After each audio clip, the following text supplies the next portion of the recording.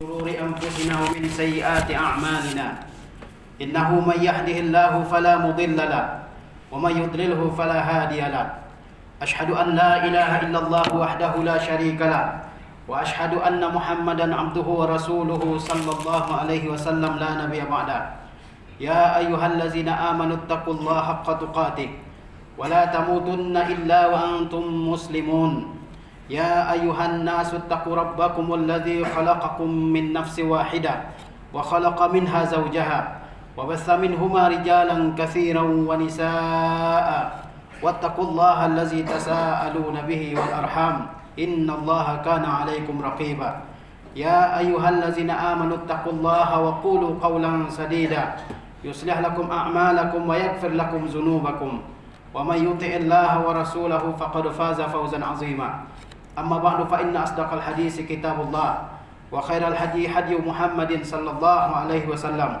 وشر الأمور محدثاتها وكل محدثة بدعة وكل بدعة ضلالة وكل ضلالة في النار. Amma ba'du, kaum muslimin rahimakumullah. Mari kita bersyukur kepada Allah tabaraka wa taala yang senantiasa memberikan begitu banyak nikmat kepada kita semua. Salawat beriringan dengan salam senantiasa kita kirimkan buat Nabi kita yang tercinta Muhammad sallallahu alaihi wasallam beserta para istri beliau, para sahabat dan juga orang-orang yang senantiasa mengikuti setiap sunnah yang beliau ajarkan kepada umatnya sebagai sebaik-baik petunjuk di dalam kehidupan kita di dunia ini. Kemudian saya berwasiat kepada para hadirin sekalian untuk senantiasa menjaga, mempertahankan dan meningkatkan ketakwaan diri kita kepada Allah Azza wa Jalla dengan menjalankan apa yang Allah perintahkan dan menjauhi apa yang dilarang oleh Allah Azza wa Jalla. Kaum muslimin rahimakumullah, pada siang berbahagia ini saya insyaallah akan menyampaikan tema khutbah dengan judul Marhaban ya Ramadan. Sesungguhnya bulan Ramadan ini merupakan di antara karunia yang besar yang Allah Azza wa Jalla karuniakan kepada kita sebagai umat Islam.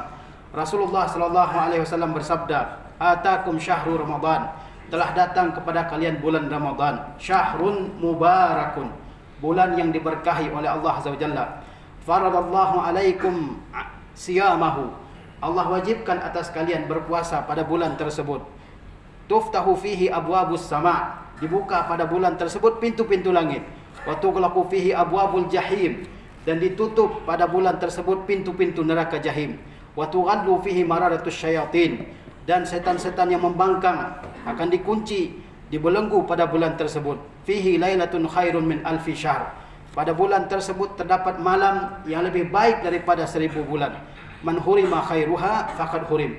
Barang siapa yang terhalang untuk memperoleh kebaikan dan pahala pada malam tersebut, maka sejatinya dia sudah terhalang untuk memperoleh kebaikan dan pahala dari perbuatan dan ibadah yang lainnya. Kaum muslimin dirahmati oleh Allah Azza wa Jalla, bulan Ramadan kembali datang menyapa kita semua. Ini merupakan nikmat yang terbesar di antara nikmat-nikmat Allah Subhanahu wa taala yang diberikannya kepada kita semua. Betapa banyak di antara kaum muslimin yang pada Ramadan sebelumnya masih hidup, tapi pada Ramadan kali ini banyak di antara mereka yang telah meninggal dunia. Mereka tidak lagi bisa beramal. Alhamdulillah, kita semua masih Allah Subhanahu wa taala berikan umur.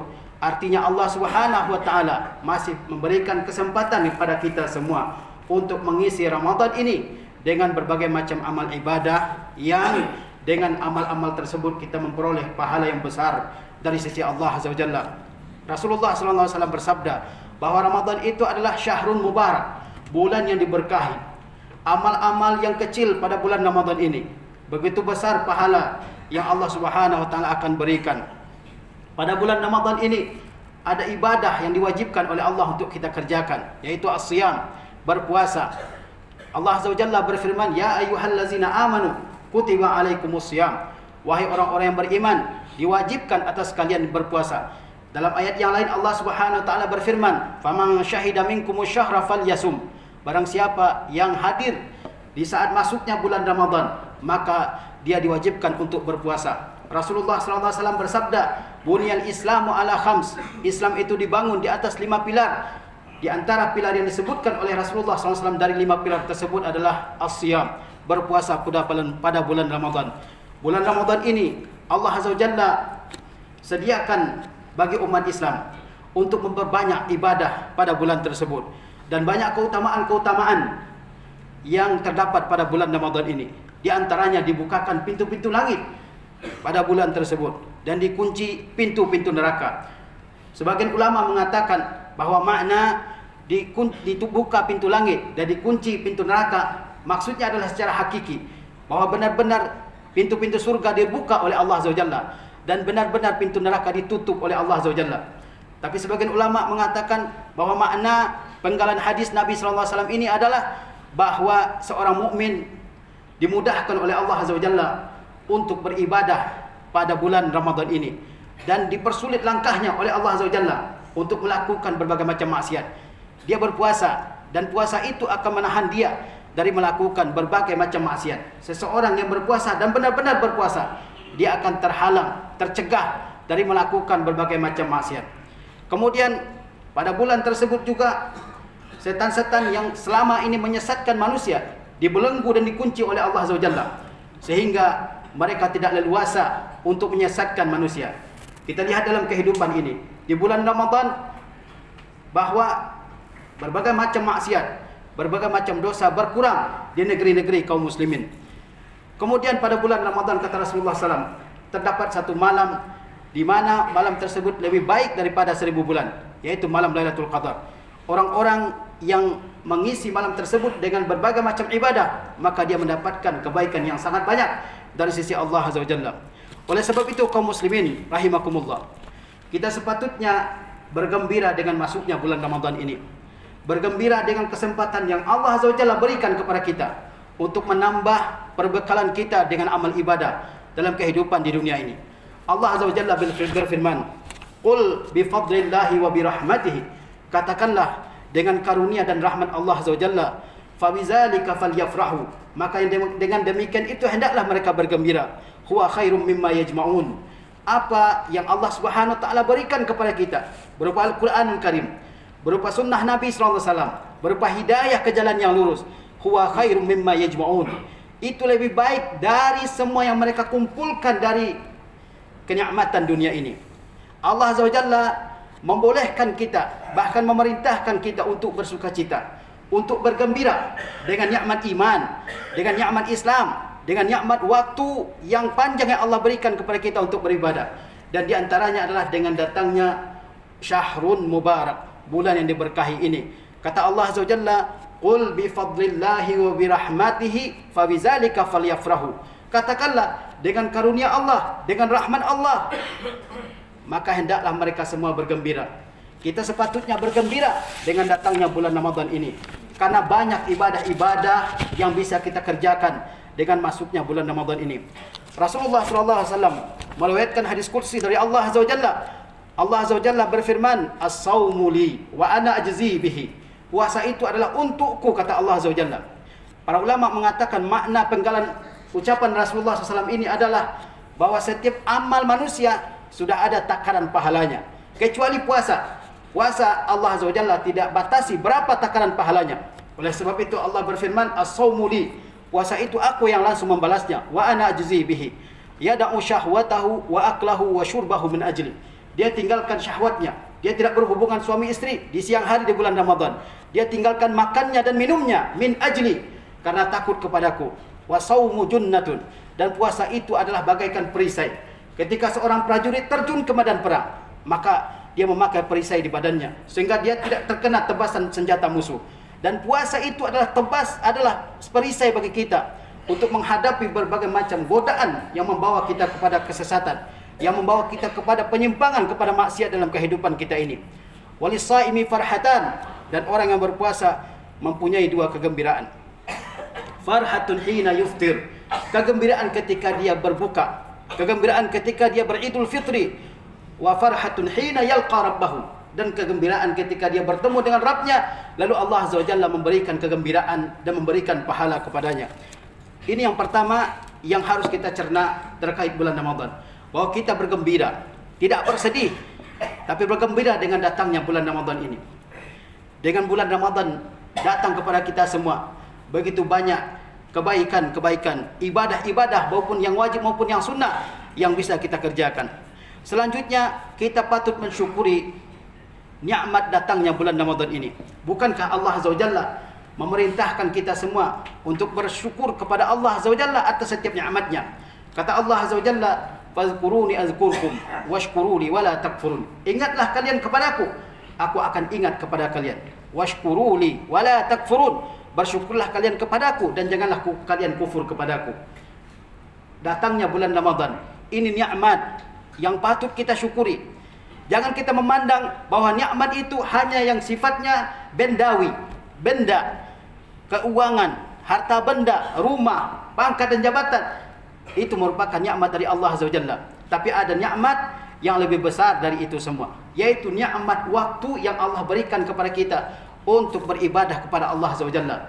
Di antaranya adalah datangnya syahrul Ramadan, datangnya bulan Ramadan kepada kita semua. Ini adalah kesempatan yang sepatutnya tidak kita biarkan lewat begitu saja, tapi diisi dengan berbagai macam ibadah, diisi dengan berbagai macam amal saleh.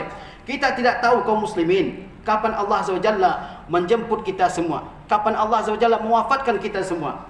Lihatlah saudara-saudara kita dan lihatlah diri kita sendiri. Apakah ada di antara kita yang lengkap keluarganya? Neneknya masih hidup, kakeknya masih hidup, bapaknya masih hidup, ibunya masih hidup, saudaranya semuanya masih hidup.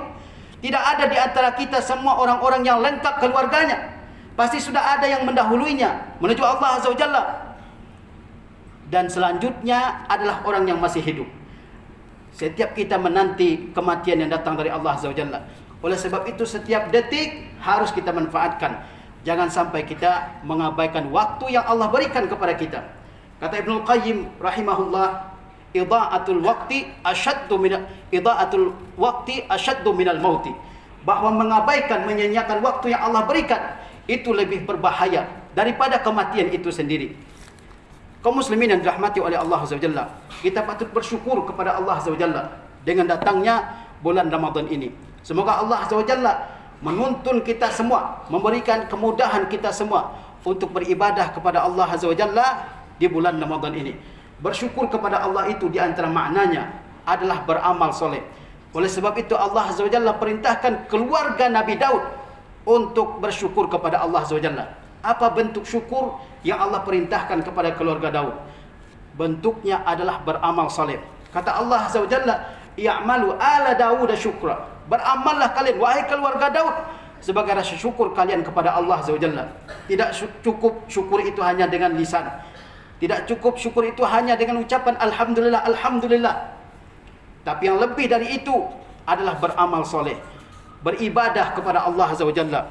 Kemudian kaum muslimin yang dirahmati oleh Allah Azza wa Jalla, meskipun di bulan Ramadan ini semangat kita sebagai kaum muslimin meningkat untuk beribadah kepada Allah Azza wa Jalla, tapi ada yang harus kita ingat, bahwasanya orang-orang yang bersemangat di awal bulan Ramadan, banyak juga di antara mereka yang semangatnya turun ketika mendekati akhir-akhir dari bulan Ramadan. Oleh sebab itu kaum muslimin rahimakumullah, Rasulullah sallallahu alaihi wasallam mengajarkan kepada kita agar kita beribadah dalam kadar yang biasa saja. Tidak bersemangat menggebu-gebu di awal ibadah tersebut tapi akhirnya terhenti. Rasulullah sallallahu alaihi wasallam bersabda, "Ya ayuhan nas, khuzu minal a'mali ma tutiqun." Wahai sekalian manusia, kerjakanlah dari berbagai macam amal soleh yang kalian sanggup mengerjakannya. Jangan memaksakan diri. Di hari pertama bulan Ramadan misalnya, dia membaca Al-Quran 15 juz. Tapi di hari-hari berikutnya, di pekan-pekan berikutnya, dia berhenti. Yang lebih baik adalah kerjakanlah amal soleh menurut kesanggupan kalian. Meskipun dalam sehari kalian membaca setengah juz atau 1 juz, tapi terus menerus, itu lebih baik. Kata Rasulullah SAW, wahai sekalian manusia, kerjakanlah oleh kalian amal soleh yang kalian sanggupi untuk mengerjakannya. Jangan memaksakan diri. Fa innallaha la yamallu hatta tamallu. Sesungguhnya Allah tidak akan bosan sampai kalian bosan. Maknanya adalah Allah tidak akan bosan memberikan pahala kepada kalian sampai kalian bosan beramal. Kalau kalian sudah bosan beramal, akhirnya kalian berhenti beramal, disitulah Allah Subhanahu wa taala menghentikan pahala bagi kalian. Kemudian kata Rasulullah sallallahu alaihi wasallam, "Wa inna ahabbal a'mali ila Allah ma dama wa in qalla." Sesungguhnya amal yang paling dicintai oleh Allah Azza wa Jalla adalah yang senantiasa dilakukan oleh pelakunya sedikit tapi dia terus-menerus melakukannya, konsisten dengan amal tersebut. Wa in qalla, kata Rasulullah, walaupun amal yang dilakukan itu sedikit, dia baca 5 lembar, 6 lembar Al-Quran sehari, tapi terus-menerus, akhirnya amal saleh yang dikerjakannya itu berjumlah sangat banyak. Daripada orang yang memasuki suatu ibadah dengan semangat yang tinggi, tapi kemudian dia berhenti, amalnya hanya sedikit. Oleh sebab itu kita perlu perhatikan, jangan terlalu bersemangat, dan terlalu semangat itu akhirnya membuat seseorang berhenti dari melakukan amal soleh. Kemudian kaum muslimin yang dirahmati oleh Allah Subhanahu wa taala, kita perlu bersungguh-sungguh, kita perlu serius dalam beribadah. Ibadah itu adalah tujuan kita diciptakan oleh Allah Azza wa Jalla, bukan memakmurkan muka bumi ini, bukan mencari harta sebanyak-banyaknya, bukan mencari pangkat setinggi-tingginya, tapi adalah beribadah kepada Allah Azza wa Jalla. Apapun yang kita miliki di dunia ini seharusnya menjadi pendukung kita untuk beribadah kepada Allah Azza wa Jalla. Allah ingin melihat kita beribadah, dan Allah ingin melihat keseriusan kita beribadah. Oleh sebab itu Allah Azza wa Jalla berfirman, wallazina jahadu fina lanahdiyannahum subulana wa innallaha lama'al muhsinin. Dan orang-orang yang berjuang karena kami, berjuang beribadah. Ingatlah bahwa ibadah itu ada masyaqqahnya, ada kesulitannya, dan tidak semua orang bisa melewati masyaqqah tersebut, kesulitan tersebut. Ada orang-orang yang kalah dengan hawa nafsunya, ada orang-orang yang kalah dengan setannya. Kalau kita menang melawan hawa nafsu kita yang menceburkan kita ke dalam keburukan, maka kita menjadi hamba-hamba Allah yang al-muhsinin, orang-orang yang senantiasa beribadah kepada Allah, merasa bahwa Allah melihatnya, dan orang-orang yang senantiasa membaguskan ibadahnya kepada Allah Azza wa Jalla. Dan ingatlah kaum muslimin, ibadah tidak hanya asal ditunaikan, tapi lihatlah ibadah tersebut apakah ditunaikan sesuai dengan tuntunan Al-Quranul Karim, dengan tuntunan Rasulullah SAW. Apakah ada dalilnya? Apakah ada tuntunannya dari Rasulullah SAW? Jangan ikut-ikutan. Allah Azza wa Jalla akan melihat perjuangan kita semua. Kata Allah Azza wa Jalla, wallazina jahadu fina lanahdiyannahum subulana. Dan orang-orang yang berjihad karena kami, ada perjuangannya, maka akan kami tunjukkan kepadanya jalan-jalan menuju Allah Azza wa Jalla, menuju surga Allah Azza wa Jalla. Wa innallaha lama'al muhsinin. Dan sesungguhnya Allah bersama dengan orang-orang yang berbaik-baik dalam ibadahnya, orang yang memperbaguskan ibadahnya. Maksudnya Allah bersama orang-orang yang muhsinin, bukan berarti dengan zatnya, tapi dengan pertolongannya, dengan bantuan Allah Azza wa Jalla. Kaum muslimin rahmati oleh Allah Azza wa Jalla. Selanjutnya, bahwasanya dalam agama kita ini setiap ibadah dibangun di atas ilmu. Tidak ada ibadah yang dibiarkan begitu saja tanpa ilmu. Semua ibadah harus diawali dengan ilmu. Oleh sebab itu Allah Azza wa Jalla berfirman, fa'alam annahu la ilaha illallah wastaghfir li dzambik. Ketahuilah bahwa tidak ada Tuhan yang hak kecuali Allah, dan mohon ampunlah kamu atas dosamu. Dalam ayat ini Allah Azza wa Jalla memerintahkan berilmu terlebih dahulu sebelum beramal. Apa perintahnya? Fa'alam, ketahuilah, pelajarilah, pahamilah terlebih dahulu. Kemudian Allah perintahkan nabinya yang mulia Muhammad SAW untuk beramal. Apa amalnya? Istighfar. Maka dari sini para ulama mengatakan bahwasanya setiap amal ibadah itu harus diawali oleh ilmu. Oleh karena itu terkenal sebuah ucapan di kalangan para ulama, al-ilmu qabla al-qawli wal amal. Bahwa ilmu itu lebih mendahului daripada ucapan dan daripada amalan. Dengan datangnya bulan Ramadan, kaum muslimin rahimakumullah, maka kita semua berkewajiban untuk memahami segala hal yang terkait dengan puasa. Apa maknanya, apa rukunnya, apa syaratnya, apa pembatalnya, apa yang makruh, apa yang dianjurkan dalam bulan Ramadan ini.